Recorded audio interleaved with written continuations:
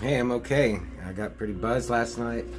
Those Heinekens did me good, but I drank this one of those like Pedialights, and I'm fine. So, raring to go, and raring to review Dolly Dearest, which I watched early this morning. I don't know. I still was tired though. Like I watched half of it. Finished it later, a little while ago. It's another Vidmark. Had some trailers on it. It had a trailer for Leprechaun, something called Hits, and I forgot nothing else that too noteworthy. So, Dolly Dearest came out in 1991, written and directed by Maria Leese, who I looked her up. And it's weird, just like Blood Sisters, she started out in porn, like making porn movies, and made this. A few other movies, maybe one or two, and then she did TV. It's just weird that the two women directors I've encountered reviewing movies, they started in the adult film industry. Anyway, so this has Denise Crosby, Sam Bottoms, Rip Torn, and then I looked up Ed Gale. He plays the doll sometimes, or I guess all the time.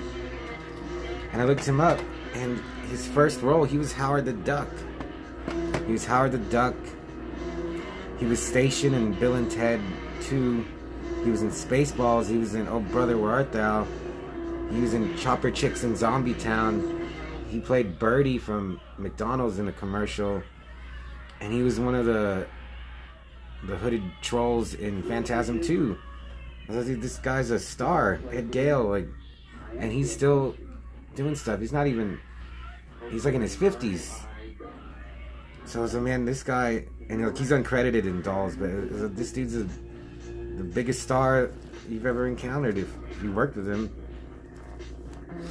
As for the movie, it was okay. I wouldn't watch it again, but it wasn't bad. At least it tried to be scary, but it's just a, you know, end of the day, it's a Child's Play ripoff. But it was like from a Mayan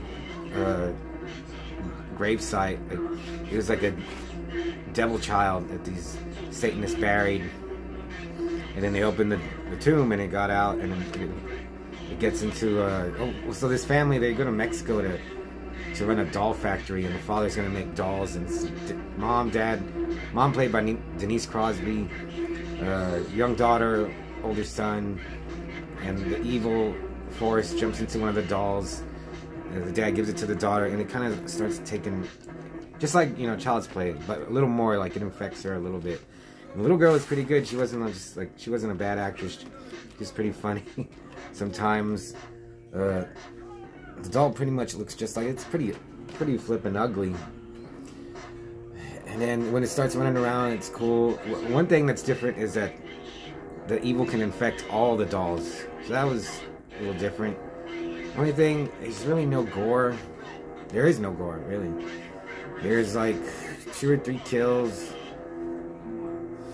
This movie would have benefited if it would have been like a gore fest. That would have saved it. More special effects, but I guess, you know, low budget, whatever. There's one part where they shoot one of the dolls, like the main one, and it flies through a door, and that was funny. Sometimes when it jumps up, you could tell, well, I mean, it's not bad, but you could tell they're just like hiding behind something, just shaking it real fast and making it, and it's screaming. The voice was dumb. I thought I had a dumb voice. Oh, God damn, that's loud. Let me turn that down.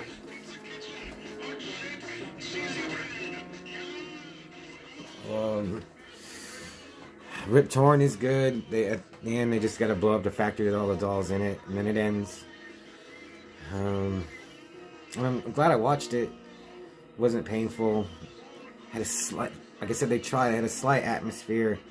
I'll give it a solid 3 out of 3, but I'd never watch it again. I'll probably just give this away to someone.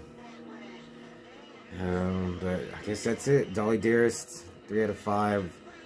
On to the next movie, and I'll see you later.